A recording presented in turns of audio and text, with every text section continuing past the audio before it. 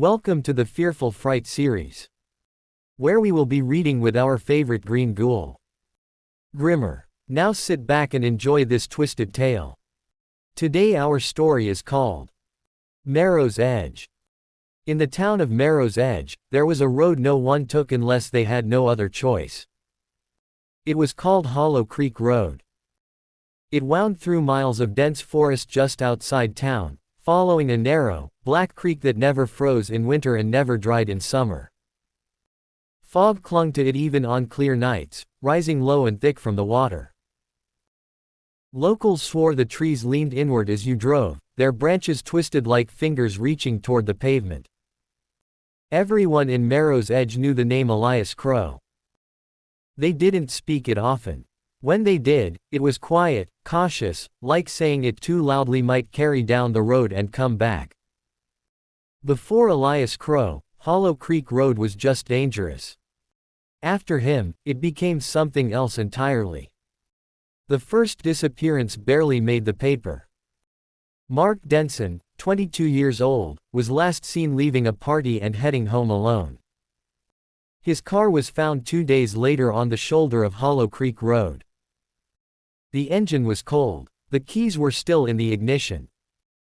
There was no blood, no sign of a struggle, just wet leaves stuck to the tires and the smell of creek water drifting through the open window. Then Rachel Bloom vanished while driving back from a late substitute teaching job. Then Harold Price, a night janitor who always took the same shortcut home. Over 6 years, 7 people disappeared. Always the same road. Always at night. Always fog. No bodies were ever found. Sheriff Tom Caldwell finally arrested Elias Crow after pulling him over for a broken taillight on Hollow Creek Road. Caldwell remembered how calm Elias was as he stepped out of the car. How his eyes lingered on the trees. How he smiled when the cuffs clicked closed around his wrists. "This place keeps what it's given," Elias said quietly as Caldwell pushed him into the cruiser. "And it's never done taking." The jury didn't like that sentence. They liked it even less when Elias repeated it at sentencing, his voice steady, almost fond. Elias Crow never made it to prison. 3 weeks after the trial, guards found him dead in his holding cell at the county jail. He was lying flat on his back, eyes open, mouth stretched into a smile that didn't belong on a dead man. There were no wounds. No signs of a struggle. The coroner called it a heart attack. Every guard on duty that night told the same story. At exactly 2:17 a.m., the lights flickered. The security cameras froze. And somewhere in the cell block, someone heard laughter, low, soft, and satisfied. Marrow's Edge tried to move on. They held meetings. They reassured families. They told themselves it was over.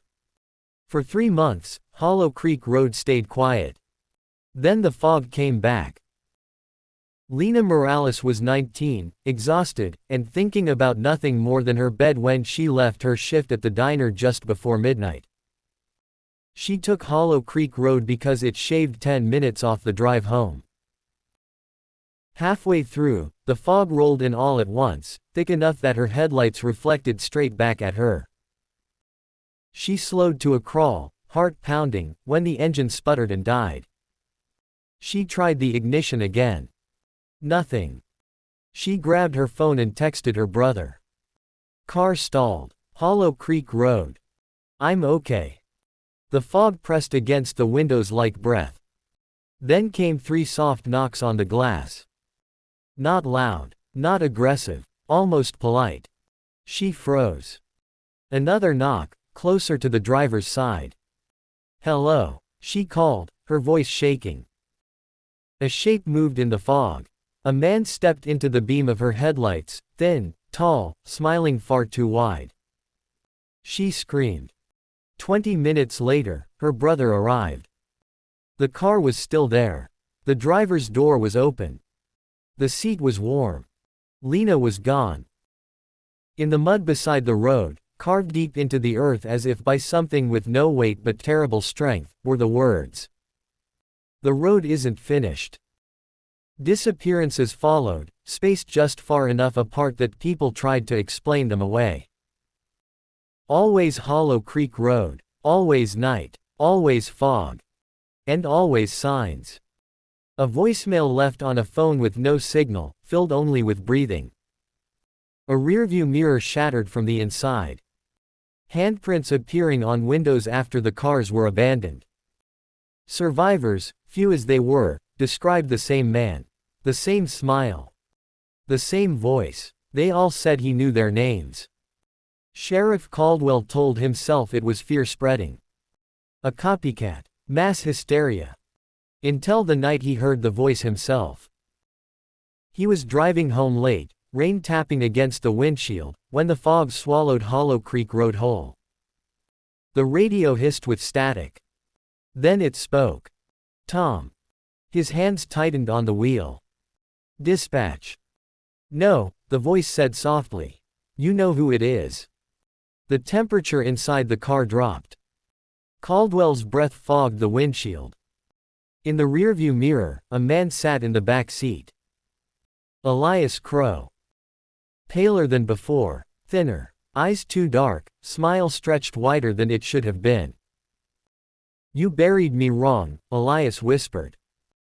Caldwell slammed the brakes. The car skidded, spinning, stopping sideways in the road. The back seat was empty. But on the inside of the windshield, traced slowly in fog from the inside, were the words. I never left. The truth came from Mara Finch, the town librarian. Digging through old records, she uncovered something Marrow's Edge had buried decades earlier.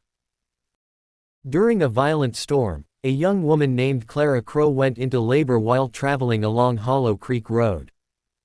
She never reached the hospital. She died beside the creek, alone, screaming for help that never came. The baby survived. The town buried Clara in an unmarked grave near the trees. They paved the road over her.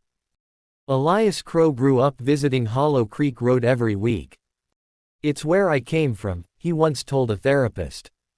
And it's where everything waits. Hollow Creek Road wasn't just where Elias killed. It was where he belonged.